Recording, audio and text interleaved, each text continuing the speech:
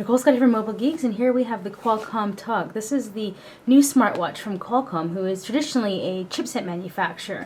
What we're going to be seeing today isn't going to be the best smartwatch in the market, but what we're going to be taking a look at is a company that has packed in the coolest technology that should be included in any smartwatch that's coming out onto the market. So think of this as like an inspirational smartwatch for all other future smartwatches.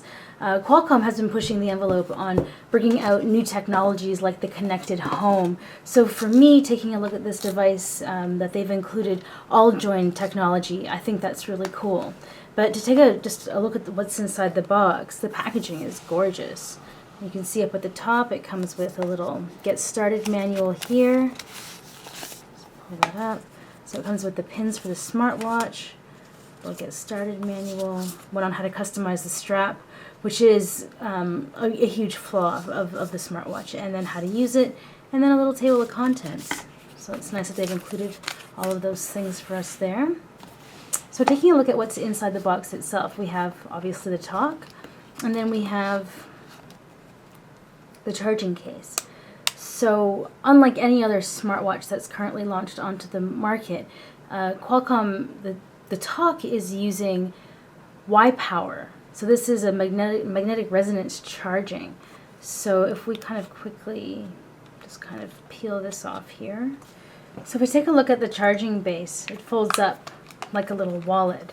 And so the idea is that you plug this in by micro USB here, and then you leave it as a docking station. So you can kind of just open it up, and you can place your Toq headset over here, or the watch when it's down. And what's really nice is that when you kind of just press this button, it pops up there. And so the watch is actually meant to sit in here, and then this is where the wireless charging plate is, so that you're making sure your smartwatch is connected. So let's get to the smartwatch itself.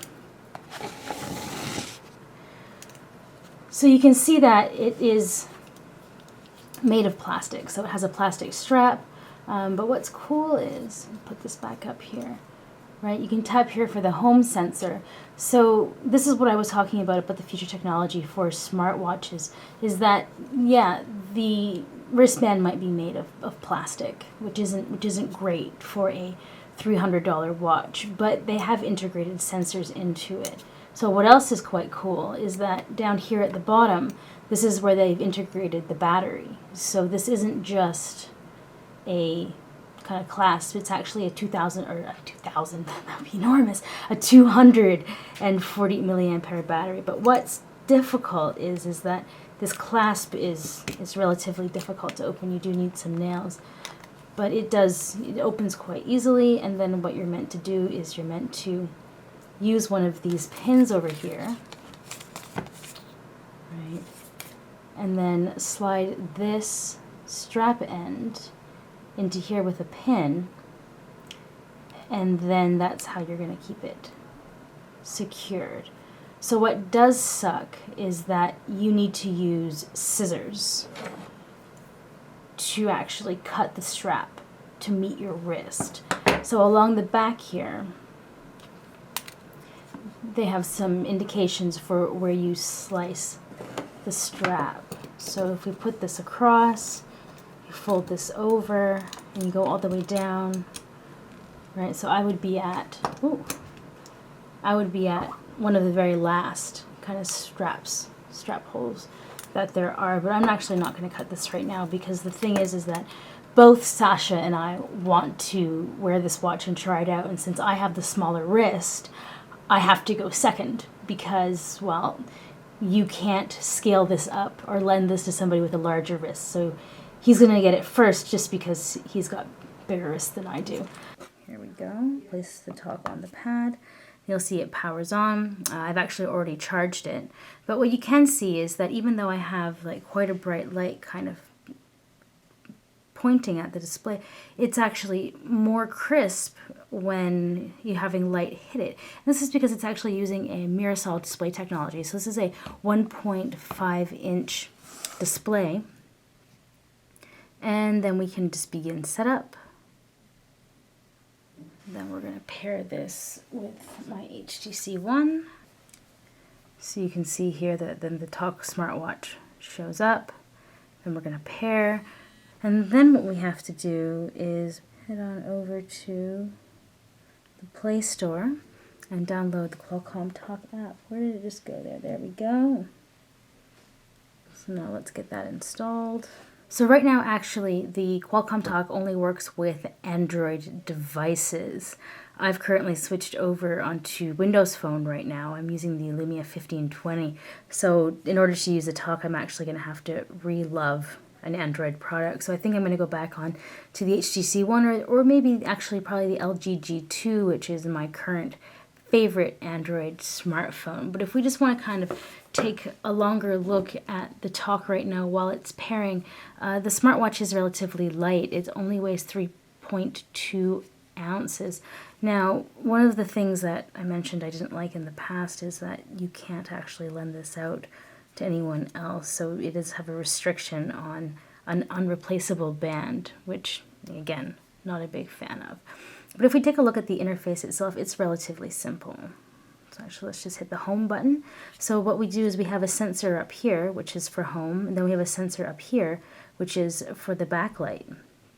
Now, these are the things that I was saying that are going to be included in your future smartwatches. So the Toq isn't necessarily a device that's ready for consumers, even though it is for sale for consumers. I think it's $350 on Amazon right now.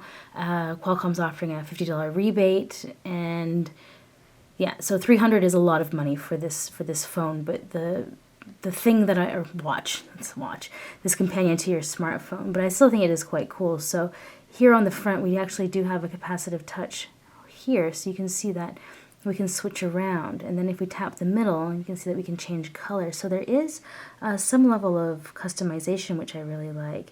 This interface, where is it? Over here is really cool because it will actually just show you your calendar meetings. So this is one of the watch interfaces that will save you the most time for getting your phone in and out of your pocket. Now, if we want to go, say, away, let's go into the home.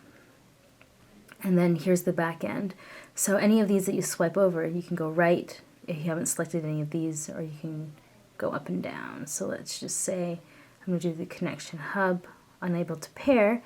So let's go back and check on. So now when you first log into the Qualcomm Toq app, you have to accept here.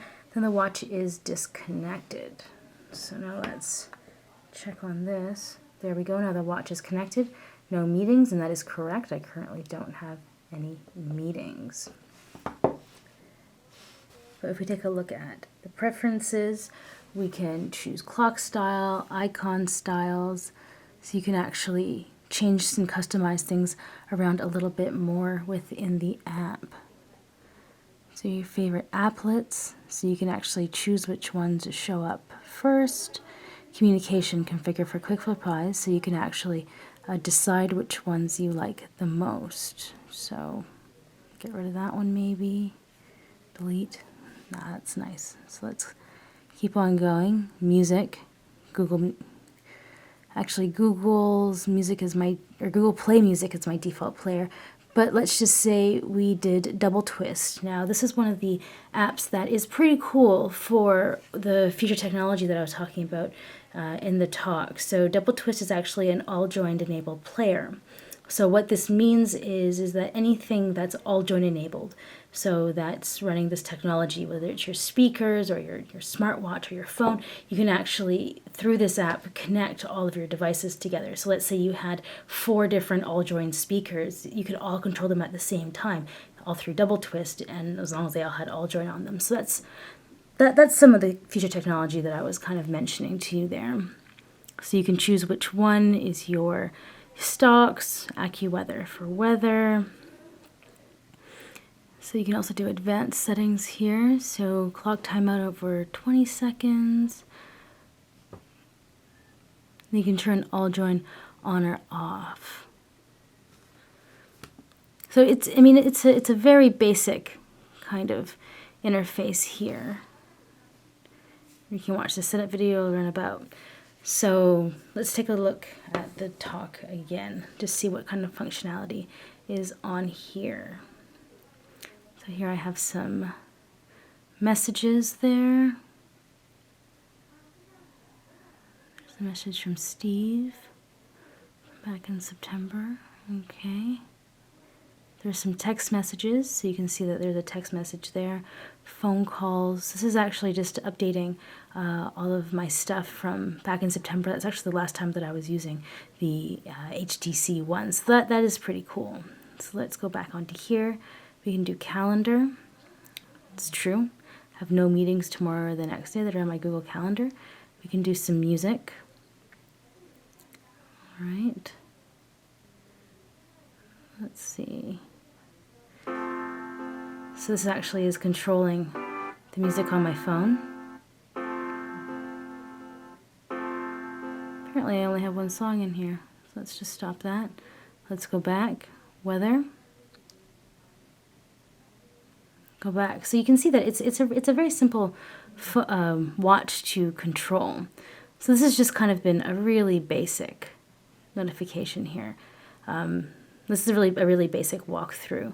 But what's nice is that you can get all of your notifications that show up on your phone. So whether that's Facebook or WhatsApp or any of the things, and that's one of the restrictions on a lot of the devices is that the full messages won't show up. So it's neat that you can read them all through here. So this has just kind of been a quick walkthrough and look at the Qualcomm Toq. Like I mentioned before, Sasha's going to be getting the first hands-on with it because of the wrist issue here, and then after he's done taking a look at it, then I'll chop it down to my wrist size, and then we're going to be doing a review together of the Toq, so you can get both of our opinions on it. So it's going to take a little bit longer, yeah, just because, yeah, I can't get to it first, and I'm kind of sad about that.